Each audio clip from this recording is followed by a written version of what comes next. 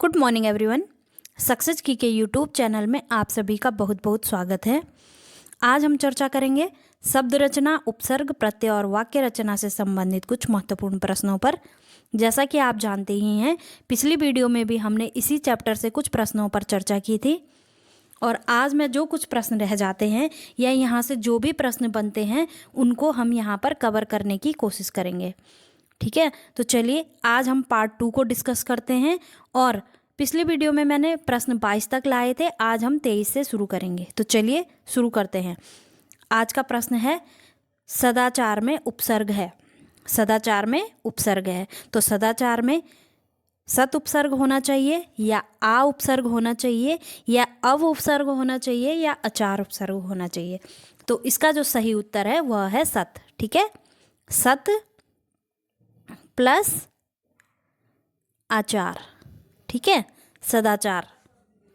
तो यहाँ पर सत उपसर्ग राइट आंसर है। ठीक है, प्रश्न नंबर 24 है समादर व संरक्षण में उपसर्ग है। समादर व संरक्षण में कौन सा उपसर्ग है?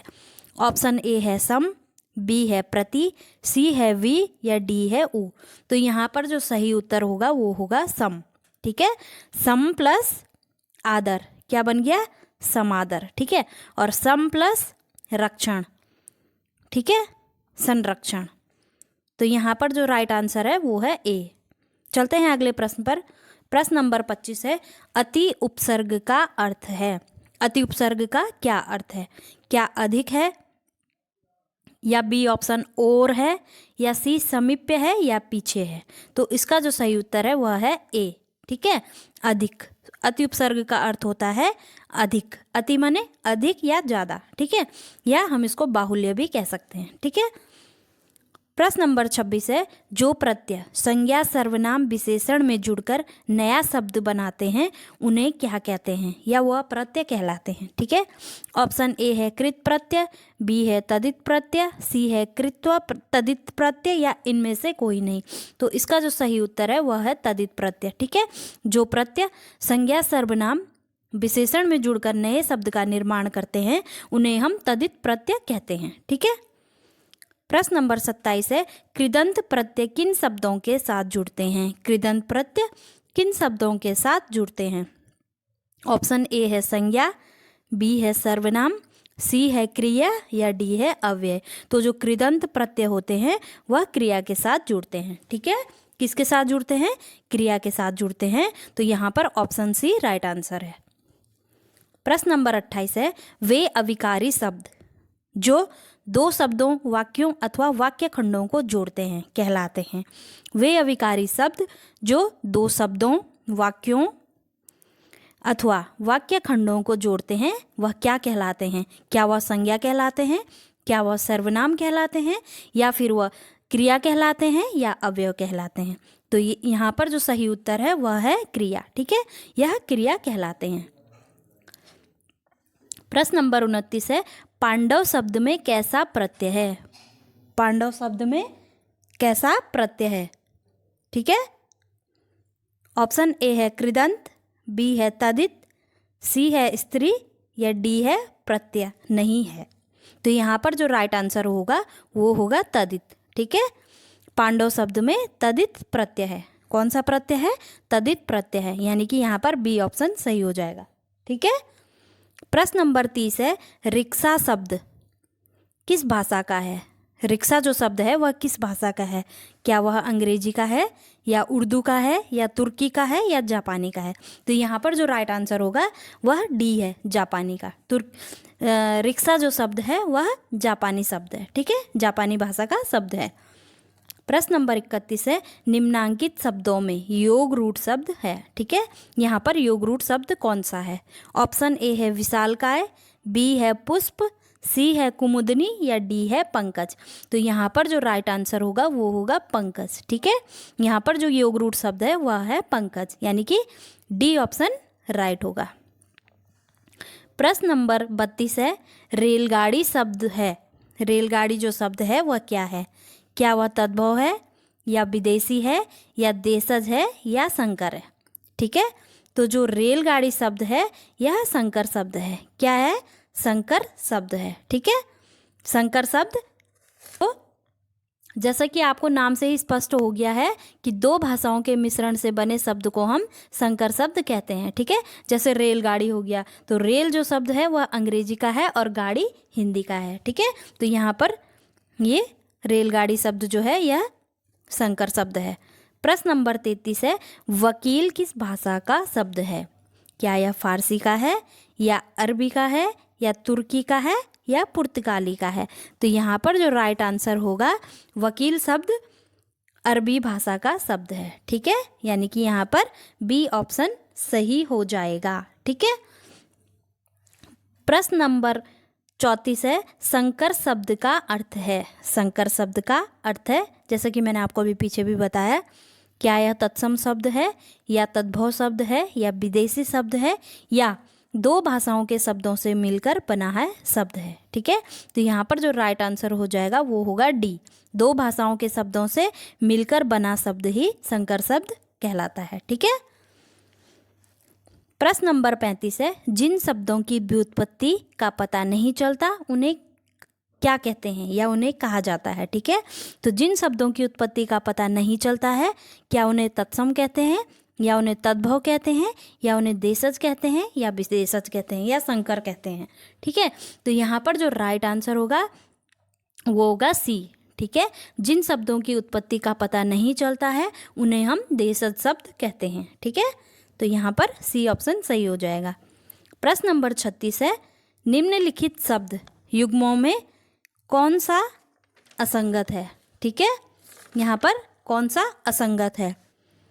ऑप्शन ए है अफसोस फारसी का शब्द है, कैंची तुर्की का शब्द है, या सी गमला पुर्तगाली का शब्द है, या डी कारतूस अंग्रेजी का शब्द है। तो यहाँ पर जो असंगत है वह है कारतूस, ठीक है। कारतूस अंग्रेजी का शब्द नहीं है, बल्कि यह कौन सा शब्द है? फ्रेंच भाषा का शब्द है, ठीक है। कारतूस जो शब्द है वह फ्रेंच भाषा का शब्द है, ठीक है। प्रश्न नंबर 37 है, लौकिक शब्द में प्रत्यय है। लौकिक शब्द में प्रत्यय है। ऑप्शन ए है लोइक, बी है किक, सी है अक या डी है इक। तो यहाँ का जो राइट आंसर होगा वो होगा डी, ठीक है। लौकिक में इक प्रत्यय लगा हुआ है, लौकिक, ठीक है। लौकिक आ रहा है इक, ठीक है। तो यहाँ पर इक प्रत्यय है। प्रश्न नंबर 38 है, सही उत्तर का चयन कीजिए, ठीक है। तो यहाँ पर कुछ शब्द दिए गए हैं, यहाँ पर इनको हमने सही शब्द के साथ मिलान करना है, ठीक है। तो खचाखच शब्द जो है वह क्या है? देशज शब्द है। क्या है? देशज शब्द है। और जो मुरलीधर है वह योगरूढ़ शब्द है, ठीक है। क्या है? योगरूढ़ शब्द है। और योगरूढ़ शब्द हम किन्हें कहते हैं? जो शब्द दो शब्दों से के मेल से बने होते हैं लेकिन किसी अन्य अर्थ विशेष का वह बोध कराते हैं, ठीक है। अर्थात एक निश्चित अर्थ के लिए प्रयुक्त होते हैं, उन्हें हम योगरूढ़ शब्द कहते हैं, ठीक है। जैसे चारपाई, अर्थात चार पाए हैं जिसके, यहाँ पर हम चारपाई का अर्थ खाट से लगाएंगे ना कि गाय से, ठीक है। तीसरा है टिकट घर। तो टिकट घर क्या है? संकर शब्द है। जैसा कि मैंने आपको आगे भी बताया कि दो भाषाओं के मेल से बने शब्द को हम संकर शब्द कहते हैं, ठीक है। और लास्ट का बचता है सांप। तो ये क्या है? तद्भव शब्द है, ठीक है। प्रश्न नंबर 39 है, उच्चारण शब्द में उपसर्ग है। उच्चारण शब्द में कौन सा उपसर्ग है? ऑप्शन ए है उ, या बी उच्च, या सी उत, या डी उच्च। तो यहाँ पर जो सही उत्तर हो जाएगा वो हो जाएगा उत, ठीक है। उत प्लस चारण क्या बन गया? उच्चारण, ठीक है। तो यहाँ का राइट आंसर सी होगा।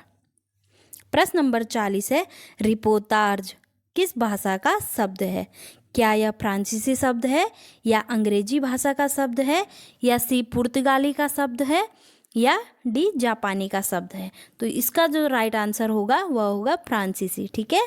रिपोर्टाज जो शब्द है वह फ्रांसीसी भाषा का शब्द है, ठीक है। प्रश्न नंबर 41 है, कारतूस किस भाषा का शब्द है? अभी मैंने आपको पीछे भी बताया था कि कारतूस जो शब्द है वह क्या अरबी का है, या फारसी का है, या फ्रेंच का है, या तुर्की का है? तो इसका जो राइट आंसर है वह है फ्रेंच का, ठीक है। C option. कारतूस शब्द फ्रेंच भाषा का शब्द है, ठीक है। प्रश्न नंबर 42 है आल्पिन और गमला किस विदेशी भाषा के शब्द हैं? क्या यह फ्रेंच के हैं या पुर्तगाली के हैं या अंग्रेजी के हैं या जापानी के हैं? तो यहाँ पर जो राइट आंसर होगा वह होगा पुर्तगाली। ठीक है, आल्पिन और गमला पुर्तगाली भाषा के शब्द हैं। ठीक है, रचना के आधार पर वाक्य के भेद हैं। क्या 6 भेद हैं या 3 भेद हैं या 8 भेद हैं या 4 भेद हैं? तो रचना के आधार पर वाक्य के 3 भेद हैं। ठीक है, कौन कौन से हैं? संयुक्त वाक्य, सरल वाक्य और मिश्र वाक्य। कौन कौन से हैं? सरल वाक्य, संयुक्त वाक्य और मिश्र वाक्य। ये रचना के आधार पर वाक्य के भेद हैं। ठीक है, प्रश्न नंबर 44 है निम्नलिखित में योग रूढ़ शब्द चुनिए। ठीक है, क्या यहाँ पर पीला योग रूढ़ शब्द है या चक्रपाणी है या दूध वाला है या नैन है? तो यहाँ का जो राइट आंसर होगा वो होगा चक्रपाणी। ठीक है, ऑप्शन बी यहाँ पर सही होगा। योग रूढ़ शब्द यहाँ पर कौन सा है? चक्रपाणी है। प्रश्न नंबर 45 है घुड़सवार शब्द निम्न में से क्या है? घुड़सवार शब्द निम्न में से क्या है? क्या यह रूढ़ शब्द है या योग रूढ़ शब्द है या फिर यौगिक शब्द है या निरर्थक शब्द है? तो यहाँ पर जो राइट आंसर हो जाएगा वह क्या होगा? घुड़सवार क्या है? यौगिक शब्द है। ठीक है, और यौगिक शब्द हम किसे कहते हैं? वे शब्द जो 2 या 2 से अधिक शब्दों के योग से बने होते हैं उन्हें हम यौगिक शब्द कहते हैं। जैसे हिम प्लस आलय क्या बन गया? हिमालय। तो यहाँ पर जो घुड़सवार शब्द है वह क्या है? वह यौगिक शब्द है। ठीक है, प्रश्न नंबर 46 है वर्णों के समूह को जिससे कोई निश्चित अर्थ निकलता हो कहा जाता है। ठीक है, वर्णों के समूह को जिससे कोई निश्चित अर्थ निकलता हो उसे क्या कहा जाता है? क्या इसे शब्द कहा जाता है या वर्ण कहा जाता है या वर्ण समूह कहा जाता है या वक्तव्य कहा जाता है?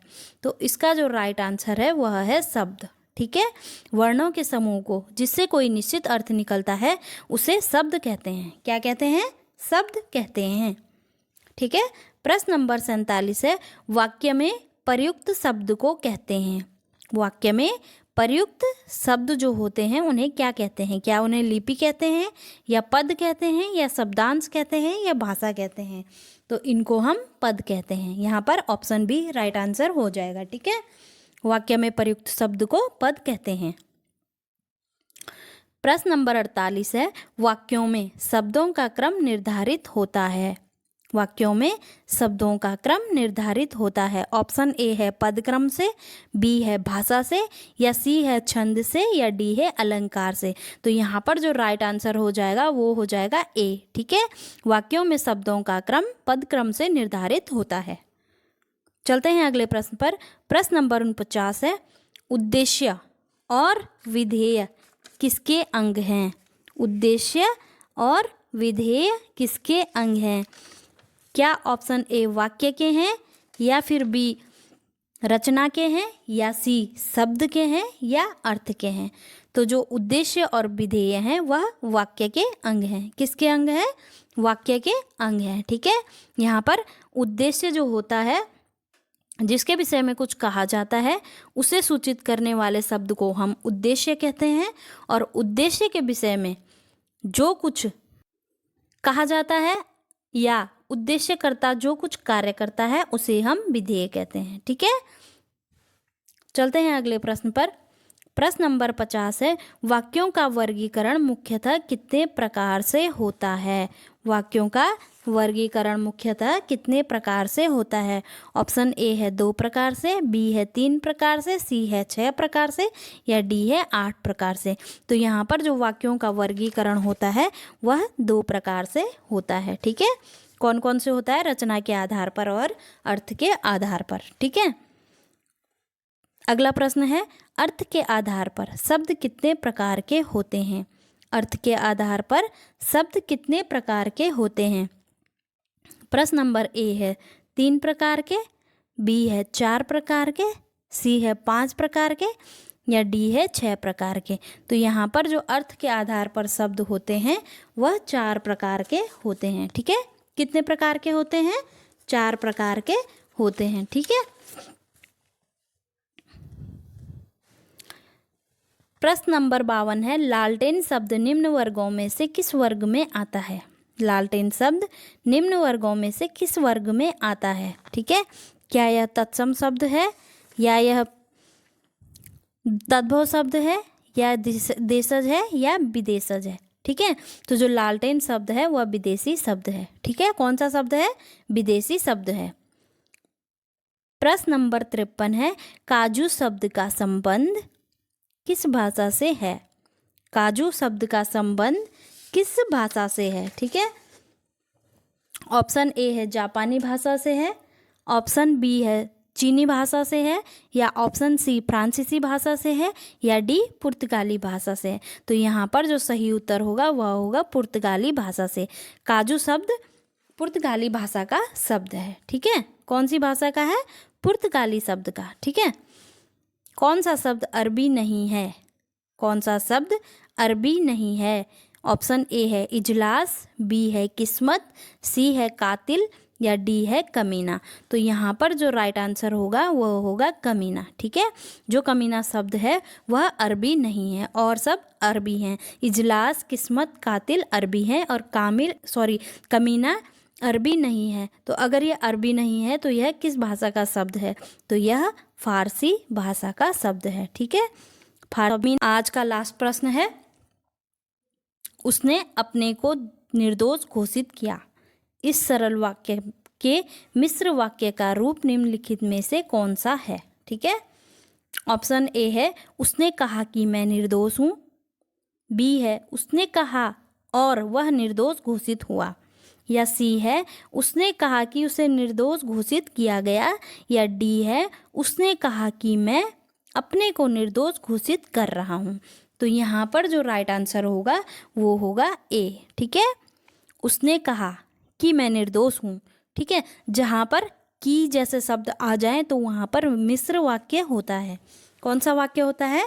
जहाँ पर कि शब्द लग जाता है वहाँ पर मिश्र वाक्य हो जाता है, और जहाँ पर इसलिए, किंतु, परंतु इस टाइप के शब्द जो लगते हैं तो वहाँ पर संयुक्त वाक्य हो जाता है। ठीक है, आज के लिए इतना ही। मिलते हैं कल नई वीडियो में नए चैप्टर के साथ। तब तक के लिए आप पढ़ते रहिए, प्रयास करते रहिए। धन्यवाद।